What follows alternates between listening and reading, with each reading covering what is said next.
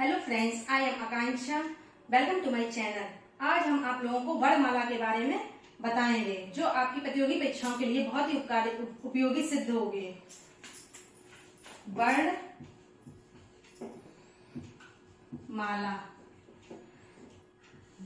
वर्णमाला का संधि विच्छेद करो तो क्या हो जाएगा? वर्ण प्लस माला। माला जानते ही हैं आप कि माला किसको कहते हैं। एक माला होती है फूलों की माला, एक होती है मोतियों की माला। तो माला क्या है? क्या एक मोती से बन जाती है? नहीं, कई सारे मोती मिलके क्या बनती है? एक माला। ऐसे कई सारे फूल मिलके क्या बनते हैं? फूलों की माला। इसी प्रकार वर्णों से मिलकर जो माला बनती है उसे क्या कहते हैं? वर्णमाला। वर्णमाला यानी कि अक्षर। तो अब इसकी परिभाषा क्या होगी? वर्णों के समूह को, एक समूह बन जाता है वर्णों का, तो वर्णों के समूह को हम वर्णमाला कहते हैं।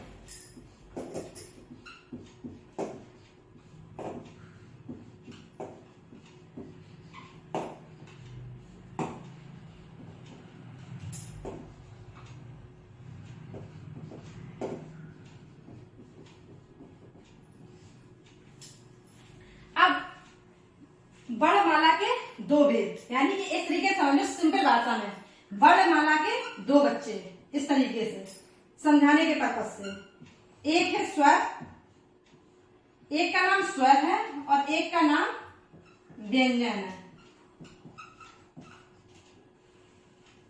ठीक, स्वर है वो बहुत शक्तिशाली है, लेकिन व्यंजन जो है वो कमजोर है। तो इसकी क्या परिभाषा बन जाएगी? जिन वर्णों के उच्चारण में किसी अन्य वर्ण की आवश्यकता नहीं होती है उसे हम स्वर कहते हैं।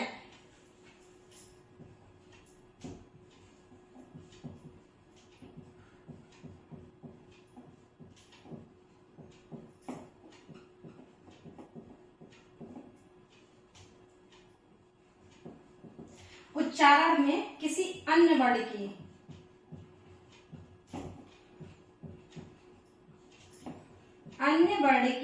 आवश्यकता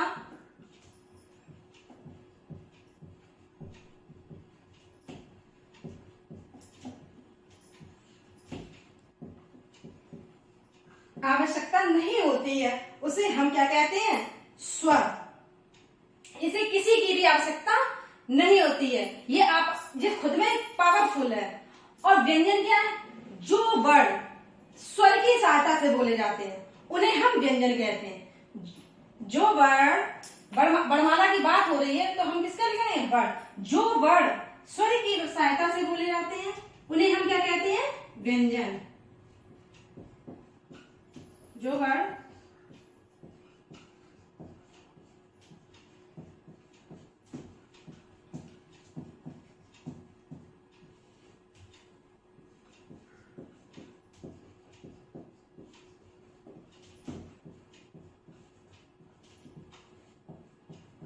उन्हें हम क्या कहते हैं? व्यंजन। ठीक, अब हम स्वर का एक एग्जाम्पल दे रहे हैं कि स्वर कौन कौन से होते हैं। इसको हम एक उदाहरण के द्वारा बता रहे हैं। छोटा, बड़ा, छोटी, बड़ी, छोटू, बड़ाऊ, ऋरी, ए, आई, ओ, औ।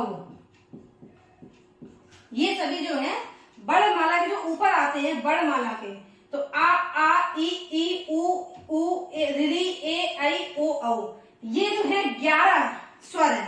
देख लीजिएगा 1 2 3 4 5 6 7 8 9 10 11। तो ये कितने हो गए स्वर? 11 स्वर। ये क्वेश्चन प्रतियोगी परीक्षा में बहुत पूछा जाता है कि स्वर कितने होते हैं। तो स्वर कितने होते हैं? 11। अब देखो व्यंजन, व्यंजन क्या क्या है? देखो उदाहरण से, का,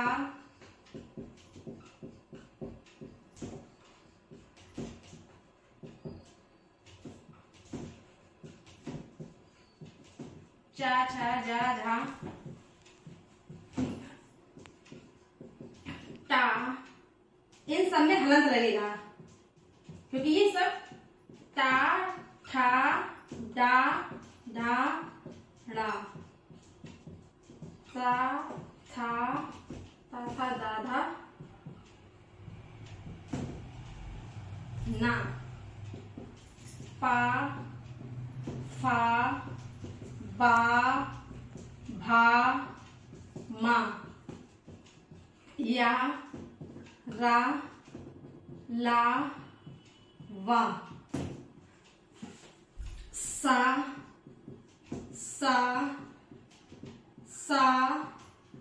हा। ये सभी जो है व्यंजन है। अब इनकी भी गिनती कर लो, काउंट। 1 2 3 4 5 6 7 8 9 10 11 12 13 14 15 16 17 18 19 20 21 22 23 24 25 26 27 28 29 30 31 32 और 33। तो हमारे कितने व्यंजन हो गए? 33 व्यंजन। तो अब वर्णों की संख्या कितनी हो गई? 11 हमारे स्वर हैं और 33 हमारे व्यंजन हैं। तो कुल वर्णों की संख्या क्या हो गई? 33 प्लस 11 44। तो ये क्वेश्चन बहुत पूछा था, वर्णों की संख्या कितनी है? तो वर्णों की संख्या जो है वो कितनी है? 44। अब हम आगे बताते हैं स्वर के भी बच्चे हो गए, यानी कि स्वर के भी भेद। स्वर जो होते हैं वो 3 प्रकार के होते हैं, एक ह्रस्व स्वर, दीर्घ स्वर और एक प्लुप्त स्वर।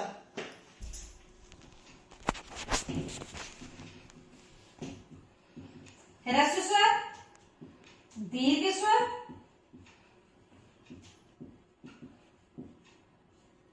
और प्लुप्त स्वर।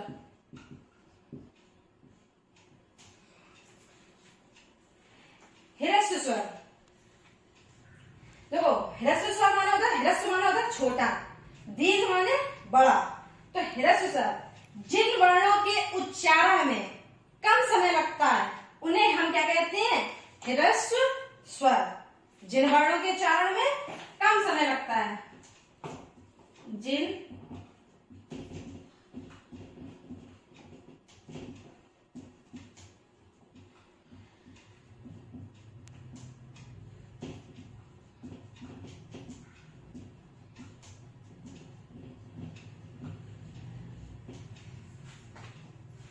और दीर्घ स्वर किसे कहते हैं? जिन वर्णों के उच्चारण में ह्रस्व स्वर से अधिक समय लगता है उसे हम दीर्घ स्वर कहते हैं। यानी कि ह्रस्व स्वर यानी कि इससे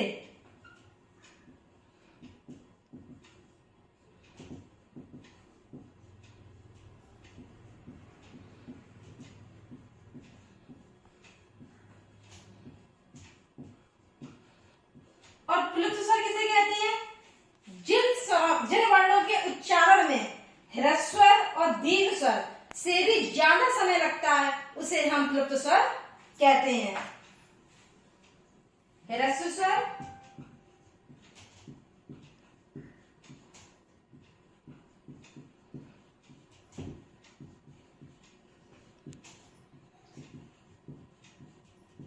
अधिक समय।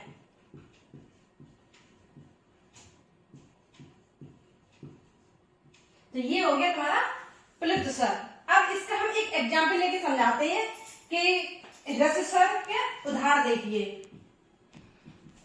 जैसे हमने बोला आ ई उ री, इसमें कितना कम समय लगा। ऐसे दीर्घ स्वर में क्या है? आ ई उ, तो क्या हुआ? ह्रस्व स्वर से ज्यादा समय लगा, दुगना समय लगा। तो ये क्या हो गए? दीर्घ स्वर। और यही एग्जाम्पल तो ह्रस्व स्वर और दीर्घ स्वर से ज्यादा समय लगे प्लुप्त स्वर। प्लुप्त स्वर क्या है? जिन वर्णों के उच्चारण में ह्रस्व स्वर और दीर्घ स्वर से ज्यादा समय लगता है उसे हम प्लुप्त स्वर कहते हैं। तो इसका एग्जाम्पल हो गया ओम। तो ये हो गए हमारे उदाहरण। ह्रस्व स्वर में आ ई उ री, और दीर्घ स्वर का देखो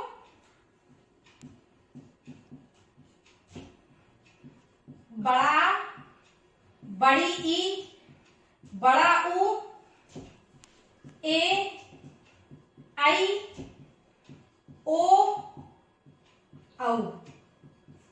इसका उदाहरण देखिए प्लुत स्वर का।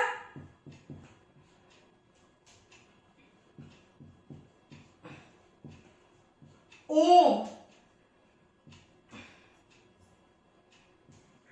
राम।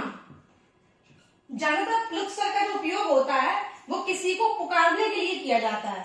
अगर हमें किसी को पुकार के बुलाना होता है तो उसमें हमारा प्लुत स्वर का प्रयोग होता है। तो अब देखिए इसमें कैसे लगा ह्रस्व स्वर, इसमें कम लगा समय अ इ उ ऋ।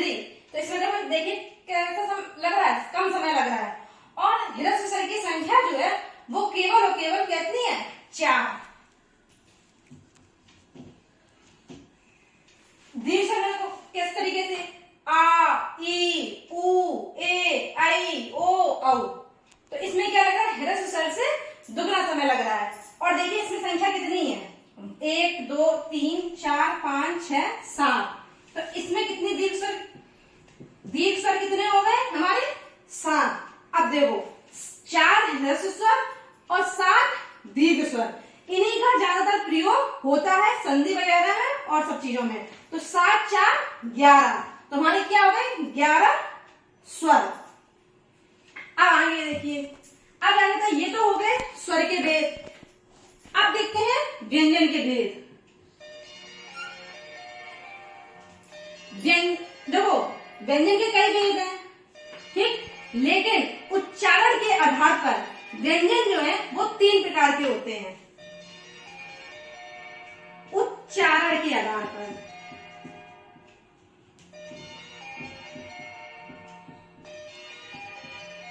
उच्चारण के आधार पर व्यंजन जो होते हैं 3 प्रकार के होते हैं। स्पर्श व्यंजन, अंतस्थ व्यंजन